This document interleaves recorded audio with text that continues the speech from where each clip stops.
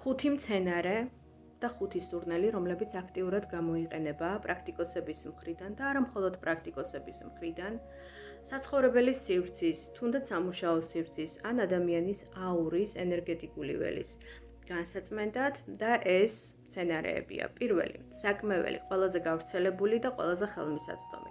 მისი შეძენა შეგიძლიათ ნებისმიერ საეკლესიო მაღაზიაში ან თუნდაც სხვადასხვა ტიპის ბაზრობებზე.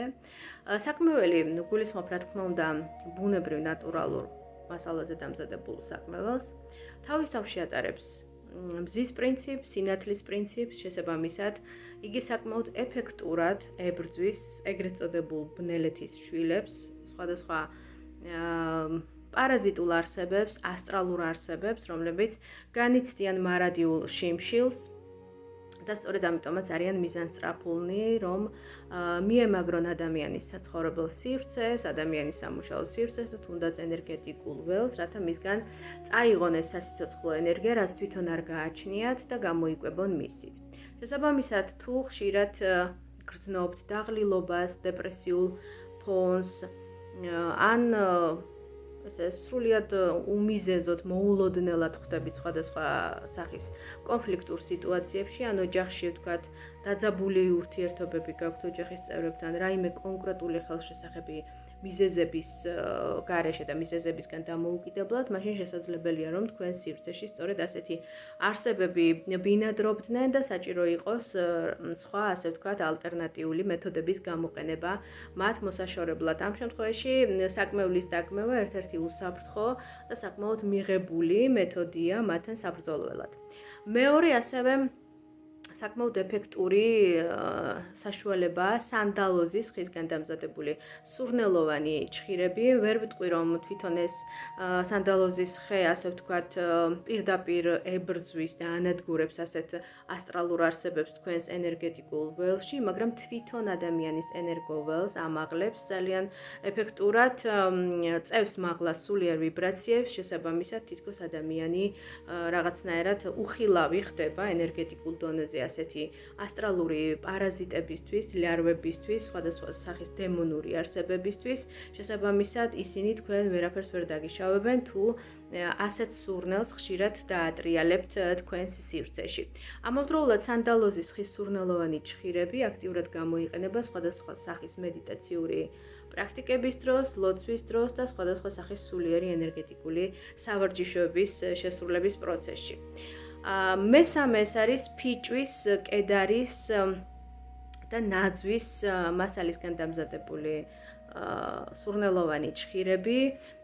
ამ კატეგორიის სურნელებს უფრო მეომრული თვისებები ახასიათებს, ისინი პირდაპირ ებრძვიან ასეთ ლარვებს, დემონურ არსებებს და ანადგურებენ მათ თქვენს, ასე ვთქვათ, ენერგეტიკულ ველსა თუ თქვენს საცხოვრებელ თუ სამუშაო სივრცეში.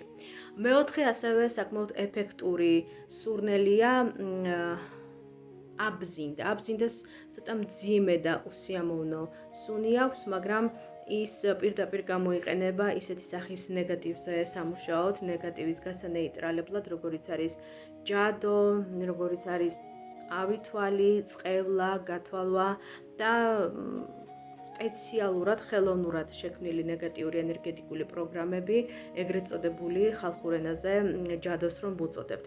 ასეთი სახის ნეგატივზე სამუშაოდ პრაქტიკოსები ხშირად ვიყენებთ ხოლმე ამ აბზინდას სუნს და მისგან დამზადებულ, ასე ვთქვათ, სურნელოვან ჩხირებს, რომელიც საკმაოდ ეფექტურია ასეთ მაგიურ სამუშაოებში. და ბოლო მეხუთე ეს არის მირას საკმეველი, ასევე სურნელოვანი ჩხირი. მირას აქვს უფრო განკურნებითი თვისებები, თუ ადამიანი, ვთქვათ, არის გამოფიტული ან გარკვეული იმედგაცრუება განიცადა, ვთქვათ, პირად პარტნიორულ ურთიერთობებში და მაგალითად დაწეული აქვს ენერგეტიკული ველი, ხო? ამ შემთხვევაში მირას აქვს განკურნებითი ძალა, განკურნებითი ენერგია და მას შეუძლიათ აამაღლოს თქვენი ენერგოვიბრაციები, განკურნოს თქვენი სულიერი ჭრილობები და შეგავსოთ ენერგიის ახალი მარაგით. და რაც მთავარია და რაც ყველაზე მნიშვნელოვანია, სუნებს რა თქმა უნდა ძალიან დიდი დატვირთვა აქვს მაგიაში. მაგრამ ამ შემთხვევაში თქვენი განწყობა, როგორ იმუშავებთ ამ ყველაფერზე, ასევე ძალიან მნიშვნელოვანია. ის რომ რაღაცა თქვა საკმეველი დააკმიეთ და მერე თქვა თქვენი პირადი რაღაცა ყოფითი საყოფაცხოვრებო საქმეებით დაკავდით, ან დაიწყეთ თქვა სადილის მომზადება, ან დაიწყეთ მეგობართან დაურეკეთ მეგობარს და დაიწყეთ მასთან ყოველდღიურ თემებზე საუბარი, რა თქმა უნდა, გონიათ რომ ეს თქვა ერთი საკმევლის დაკმევით ყველაფერი მოგვარდება და დაალაგდება, ესე არ არის.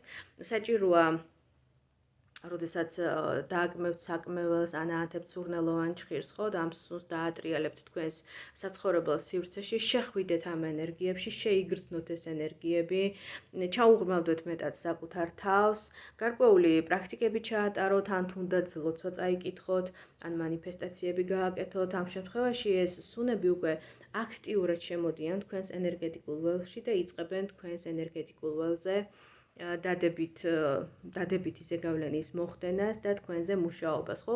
იმ კონკრეტული მიზნით, რა მიზნითაც აკეთებთ ამ ყველაფერს, ხო? ვიღაცას ვთქვათ, ენერგეტიკული